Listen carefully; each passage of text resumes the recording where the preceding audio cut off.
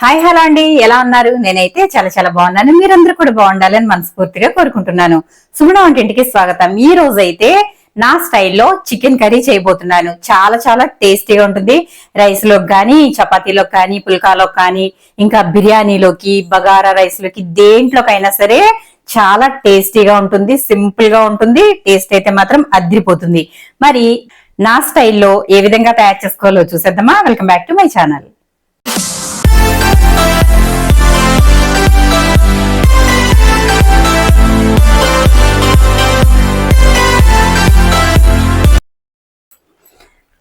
ముందుగా బాండి పెట్టేసాను, తర్వాత స్టవ్ వెలిగించుకుందాం. నేనైతే ముందు బాండి పెట్టేసి ఆ తర్వాతే స్టవ్ వెలిగిస్తానండి, ఎందుకంటే మంట అనేది వేస్ట్ అవ్వకుండా ఉండాలని చెప్పి. తర్వాత కర్రీకి సరిపడా ఆయిల్ అయితే వేసుకోవాలి. నూనె కొంచెం వేడవనిద్దాం. ముందుగా నేనైతే 1/2 kg చికెన్ తీసుకున్నానండి. 1/2 kg చికెన్ కి ఒక 2 ఉల్లిపాయలు తీసుకున్నాను. మీడియం సైజు ఉల్లిపాయలు అంటే ఇంత సైజు ఉల్లిపాయలు 2 అయితే తీసుకుని ఇలా చిన్న చిన్న ముక్కలు కట్ చేసుకున్నాను. ఇంకా చిన్న టమాటాలు 2 తీసుకున్నాను. అలాగే ఒక 4 పచ్చిమిర్చిని ఈ విధంగా సన్నగా చీల్చి పెట్టుకున్నాను. ఇప్పుడు నూనె అయితే కొంచెం కాగుతుందండి, కొంచెమే వేడెక్కింది. నూనె అయితే వేడెక్కేసిందండి. ఇప్పుడు ఉల్లిపాయలు వేసేసుకుందాం.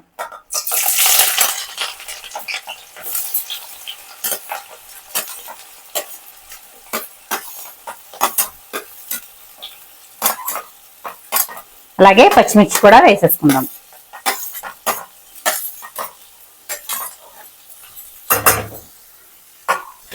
నాన్ వెజ్ కూరల్లోకి పచ్చిమిర్చి ఎక్కువగా వేసుకుంటేనే బాగుంటుందండి. కారం ఎక్కువగా తినాలి, కారం తక్కువగా తింటే ఒంట్లో శక్తి అనేది ఉండదు. కాబట్టి కారం అనేది మన ఒంటికి సమానంగా సరిపడా ఉండాలి. ఇప్పుడు మూత పెట్టేసి మగ్గనిద్దాం. ఇప్పుడు ఒకసారి అయితే చూద్దాము. చూసారు కదా, ఉల్లిపాయ చక్కగా సగం అయితే మగ్గిపోయింది. ఇప్పుడు ఇంకొంచెం సేపు మగ్గనిద్దాం. ఇప్పుడు ఒకసారి చూద్దామండి. ఉల్లిపాయలు అయితే చక్కగా ఎర్రగా వేగిపోయాయి. ఈ విధంగా వేగితే సరిపోతాయి. ఇప్పుడు ఇందులో అల్లం వెల్లుల్లి పేస్ట్ వేసుకుందాం. ఇందులో 1 స్పూన్ అయితే అల్లం వెల్లుల్లి పేస్ట్ వేసుకుందాము. ఇదిగోండి.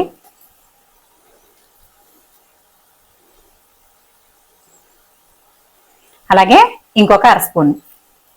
మొత్తం నేను 1/2 kg తీసుకున్నాను కదా, కాబట్టి 1.5 స్పూన్ అయితే అల్లం వెల్లుల్లి పేస్ట్ వేసాను.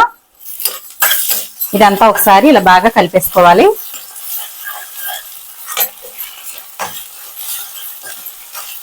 కూరలో అల్లం వెల్లుల్లి పేస్ట్ వేసుకునేటప్పుడు మనం చూసుకుని వేసుకోవాలి కదా. ఆ తర్వాత అల్లం వెల్లుల్లి పేస్ట్ కర్రీలో బాగా వేగినట్లయితే, అంటే ఉల్లిపాయలతో అల్లం వెల్లుల్లి పేస్ట్ చక్కగా వేగిపోతే అప్పుడు మనకి కూర అనేది చక్కగా గ్రేవీగా వస్తుంది. అల్లం వెల్లుల్లి ఇలా ఒకసారి అయితే బాగా కలిపేసుకున్నాం కదా. ఇప్పుడు ఇది మంచి ఎర్రగా అయితే వేగాలి. ఇలా ఎర్రగా వేగినట్లయితే కర్రీ అనేది గ్రేవీ బాగా వస్తుంది. అల్లం వెల్లుల్లి పేస్ట్ ఎర్రగా వేగనిద్దాం. ఇప్పుడు మూత అయితే పెట్టేసి ఒక 2 నిమిషాల పాటు మగ్గనిద్దాం. ఇప్పుడు ఒకసారి అయితే చూద్దాం. అల్లం వెల్లుల్లి చక్కగా ఎర్రగా అయితే వేగిపోయింది. చూసారు కదా, అల్లం వెల్లుల్లి మనం వేయించుకునేటప్పుడు ఇలా అడుగంటుతుంది, ఏం పర్వాలేదు. ఒకసారి అయితే ఇలా బాగా చక్కగా కలిపేసుకుంటే వచ్చేస్తుంది. ఇప్పుడు ఇందులో టమాటాలు వేసుకుందాం. ఇప్పుడు టమాటా ముక్కలు కూడా వేసేసుకుందాం.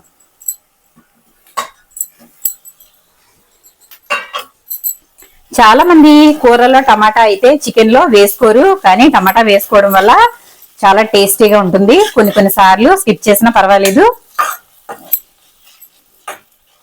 ఇప్పుడు టమాటా వేసేసాం కదా, అది మగ్గే వరకు మూత అయితే పెట్టేసి ఒక 2 నిమిషాల పాటు మగ్గనిద్దాం. ఇప్పుడు మనకి కూర రెడీ అయ్యేలోపు మసాలా అయితే రెడీ చేసుకుందాం. ఇదిగోండి, నేను ఇక్కడ 1 స్పూన్ అయితే గసగసాలు తీసుకున్నాను. అలాగే ఎండు కొబ్బరి లేదంటే పచ్చి కొబ్బరి ఏదైనా వేసుకోవచ్చు. నేను ఇక్కడ ఎండు కొబ్బరి వేస్తున్నాను. ఇదిగోండి, ఈ ముక్క వేసుకుంటే సరిపోతుంది. ఈ 2 కలిపేసి మెత్తగా మిక్సీ పట్టేసుకుందాం. ఇప్పుడు ఒకసారి చూద్దాము.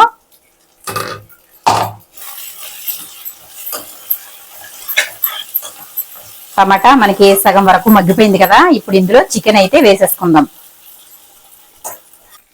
ఇప్పుడు టమాటా మగ్గిపోయింది కదా, మనం చికెన్ కూడా ఇందులో వేసేసుకుందాం. నేను 1/2 కిలో చికెన్ శుభ్రంగా నీట్ గా కడిగేసి సాల్ట్ వేసి కడిగేసి పక్కనైతే పెట్టాను. నాన్ వెజ్ కడుక్కునేటప్పుడు ఎప్పుడైనా కానీ ఒక 2-3 సార్లు కడుక్కోవాలండి. అప్పుడే మనకి ఇది చక్కగా నీచు వాసన అనేది రాకుండా ఉంటుంది. ఇంకా నాన్ వెజ్ కడుక్కునేటప్పుడు ఉప్పు కూడా వేసి కడుక్కోవాలి. ఇంకా ఫిష్ అంటే మనం అన్ని వేసి కడుక్కుంటాం కదా, కానీ చికెన్ మాత్రం కొంచెం ఉప్పు వేసేసి కడిగేసుకుంటే చక్కగా నీట్ గా వచ్చేస్తుంది. ఇప్పుడు ఇదంతా ఒకసారి బాగా కలిపేసుకున్న తర్వాత ఇదంతా దగ్గరకు అయితే చేసేసుకుని ఈ చికెన్ లో నుండి వాటర్ బయటకు వచ్చేసే వరకు దీనిని బాగా ఉడికించుకోవాలి. మూత అయితే పెట్టేసుకుందాము. మూత అయితే పెట్టేశాను.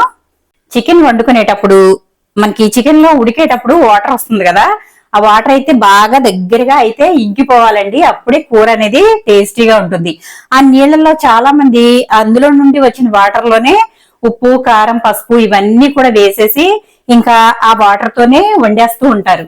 అంటే దాంతోనే ఇంకా దగ్గరగా ఉండి వాటర్ని అలాగే ఉంచేసి వండుతారు. కానీ ఆ వాటర్ ఎగిరిపోతేనే కూర అనేది నీచు వాసన లేకుండా టేస్టీగా ఉంటుంది. ఇప్పుడు ఒకసారి చూద్దాం.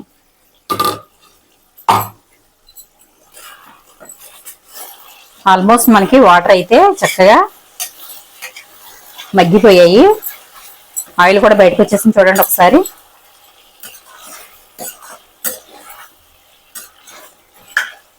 ఇప్పుడు కొంచెం మంట పెంచుకుందాము.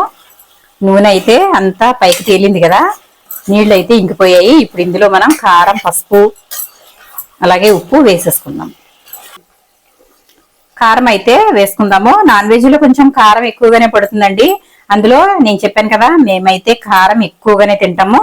కాబట్టి నేనైతే ఇక్కడ ఇదిగోండి 4 స్పూన్లు అయితే కారం వేసాను. ఆ తర్వాత సాల్ట్ అయితే 1 స్పూన్ వేస్తున్నాను. ఇంకొంచెం సరిపోకపోతే తర్వాత వేసుకోవచ్చు. ఆ తర్వాత పసుపు ఒక 1/2 స్పూన్ కాదులేండి, 1/2 స్పూన్ వేసాను. మరి ఎక్కువ వేసిన పసుపు వాసన కూడా వస్తుంది కదా. ఇప్పుడు ఒకసారి కలిపేసుకుందాం.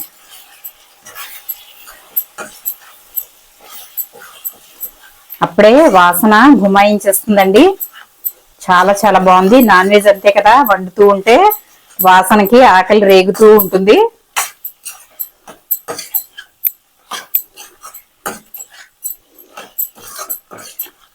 నాన్ వెజ్ స్మెల్ చూడగానే మీలో ఎంతమందికి ఆకలేస్తుంది చెప్పండి. నా కమెంట్ సెక్షన్ లో కమెంట్ పెట్టండి ఫ్రెండ్స్.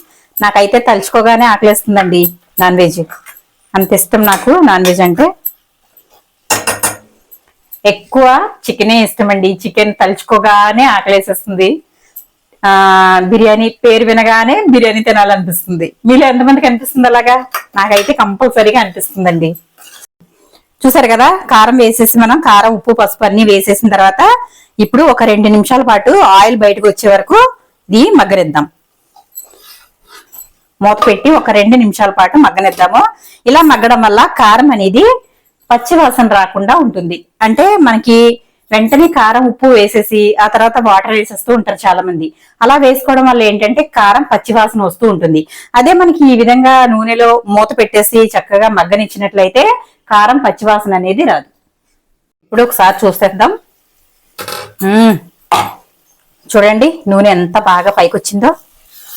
చూసారు కదా, చక్కగా ఆయిల్ అంతా పైకి తేలిపోయింది. ఇప్పుడు ఇందులో సరిపడా వాటర్ వేసుకుందాం. చూసారు కదా, ఇప్పుడు ఇలా వాటర్ వేసుకుందాం.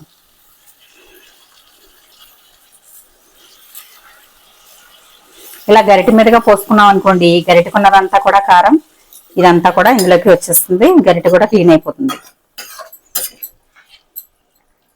ఈ విధంగా వాటర్ వేసుకుని ఒకసారి ఇలా బాగా కలిపేసుకోవాలి. మనకి కూర దగ్గరగా కావాలి, లేదంటే గనక పులుసులాగా కావాలి ఏంటనేది మనం ముందే అనుకుంటాం కదా. చికెన్ పులుసా లేదంటే ఇగురుగానా అనేది. మనకి చక్కగా గ్రేవీ దగ్గరగా రావాలంటే తక్కువ వాటర్ వేసుకోవాలి. పులుసుగా కావాలంటే ఇంకొంచెం వాటర్ వేసుకోవచ్చు. నేనైతే తక్కువే వేస్తున్నాను వాటర్. చక్కగా ఇది ఇగురుగా వండుదాం ఈరోజు, అంటే గ్రేవీ కర్రీ లాగా నా స్టైల్లో. ఇప్పుడు ఉడకనిద్దాం ఇది. ఒకసారి మన కర్రీ చూసేద్దాము. మసాలాలు ఏమి వేయకముందే చక్కగా కర్రీ చూడండి ఎంత బాగుందో. ఆయిల్ అంతా కూడా చక్కగా బయటకు అయితే వచ్చేసింది కదా. ఇప్పుడు మనం మసాలా అయితే వేసేసుకుందాం. ఇదిగోండి కొబ్బరి గసగసాలు కలిపి మిక్సీ పెట్టాను కదా, ఆ పేస్ట్ అయితే వేసుకుందాము. ఆ తర్వాత నేను ఇంట్లో స్వయంగా చేసుకున్న గరం మసాలా, ఇది మీకు కావాలంటే గనక మన ఛానల్లో ఉంది, వెళ్ళి చూసేయండి. చిన్న స్పూన్ కదా కాబట్టి నేనైతే ఒక 3 స్పూన్లు వేస్తున్నాను. ఇదిగోండి చిన్న స్పూన్. ఒకవేళ పెద్ద స్పూన్ అయితే కనుక 1.5 స్పూన్ వేసుకోండి. ఇందులో నేను చెక్క, లవంగ, యాలకులు, ధనియాలు వేసి మిక్సీ పట్టాను. ఇప్పుడు ఒకసారి అయితే బాగా కలిపేసుకుందాము. ఇది ఒక 2 నిమిషాల పాటు ఉడికితే సరిపోతుంది. ఇంతేనండి చికెన్ కర్రీలో నేనైతే ఇవి మాత్రమే వేస్తాను, స్పెషల్ గా ఏమి వేయను. కానీ గ్రేవీ మాత్రం చక్కగా వస్తుంది, చాలా చాలా బాగుంటుంది. చికెన్ కర్రీని చాలా రకాలుగా చేసుకోవచ్చు. నేను కూడా చాలా రకాలుగా తయారు చేస్తానండి. ఒక్కొక్కసారి టమాటా వేస్తాను, ఒక్కొక్కసారి టమాటా వేయను, ఒక్కోసారి గసగసాలు వేస్తాను. అలాగే గసగసాలు అంటే కొబ్బరి, ఈ 2 ఒక్కోసారి వేస్తాను, ఒక్కోసారి వేయను. ఓన్లీ గరం మసాలాతో మాత్రమే కూడా కర్రీ అనేది చేస్తూ ఉంటాను. అలా ఒక్కొక్కసారి ఒక్కొక్క రకంగా వండుతాను. కానీ ఎప్పుడు వండినా కూడా చికెన్ కర్రీ అనేది మాత్రం టేస్ట్ అయితే ఆసమ్ గా ఉంటుందండి. మరి చూసారు కదా, ఈ రోజు అయితే నేను ఈ విధంగా గ్రేవీగా ఉండే చికెన్ కర్రీ చూపిస్తున్నాను మీకు. ఇది బిర్యానీలోకి, అలాగే చపాతీలోకి, పరోటాలోకి, దేంట్లోకైనా సరే చాలా చాలా బాగుంటుంది. అసలు టేస్ట్ అయితే చాలా బాగుంటుంది. మీరు కూడా ఒకసారి తప్పకుండా ట్రై చేయండి. బ్యాచిలర్స్ అయినా కానీ, బిగినర్స్ అయినా కానీ ఈజీగా చేసేయచ్చు. ఇప్పుడు చిన్న మంట అయితే పెట్టేసి కర్రీ అయితే మూత పెట్టేశాను. ఇది ఒక 5 నిమిషాల పాటు ఆయిల్ బయటకు వచ్చే వరకు ఉడకనిస్తే సరిపోతుంది. మన టేస్టీగా ఉండే గుమగుమలాడే చికెన్ కర్రీ రెడీ అయిపోతుంది. మన కర్రీ అయితే కంప్లీట్ అయిపోయిందండి. ఒకసారి చూడండి. చూసారు కదా, ఆయిల్ అయితే అంతా చక్కగా బయటకు అయితే వచ్చేసింది.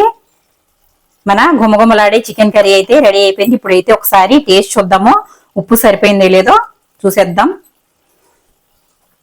సరిపోయిందండి, కరెక్ట్ గా ఉప్పు అయితే పర్ఫెక్ట్ గా సరిపోయింది. అస్సలు నోట్లో నీళ్లు వచ్చేస్తున్నాయండి, అంతా బాగుంది కర్రీ అయితే. ఇంకా కర్రీ అయితే రెడీ అయిపోయింది. నేను ఇంకా స్టవ్ అయితే ఆఫ్ చేసేస్తున్నాను. చూసారు కదా, గుమగుమలాడే చికెన్ కర్రీ మంచి మసాలాతో గ్రేవీగా చక్కగా కర్రీ అయితే తయారైపోయింది. కూర కూడా, ముక్క కూడా పర్ఫెక్ట్ గా ఉడికిందండి. చూసారు కదా, గుమగుమలాడే చికెన్ కర్రీ అయితే రెడీ అయిపోయిందండి. మరి ఇంకెందుకు ఆలస్యం, మీరు కూడా తప్పకుండా ట్రై చేసి మీకు ఏ విధంగా వచ్చిందో కమెంట్ సెక్షన్ లో కమెంట్ పెట్టేయండి. చూడండి ఎంత కలర్ఫుల్ గా ఉందో. అసలు కూర అయితే మాత్రం గుమగుమలాడిపోతుంది. మరి తప్పకుండా మీరు కూడా కర్రీ టేస్ట్ చేయండి. చపాతీలోకి, బిర్యానీలోకి, రైస్ లోకి, దేంట్లోకైనా సరే టేస్ట్ అయితే మామూలుగా ఉండదు. మీరు కూడా ట్రై చేసి మీకు ఏ విధంగా వచ్చిందో నాకు కమెంట్ సెక్షన్ లో కమెంట్ పెట్టేయండి. వీడియో నచ్చితే లైక్ చేయండి, షేర్ చేయండి, సబ్స్క్రైబ్ చేయండి.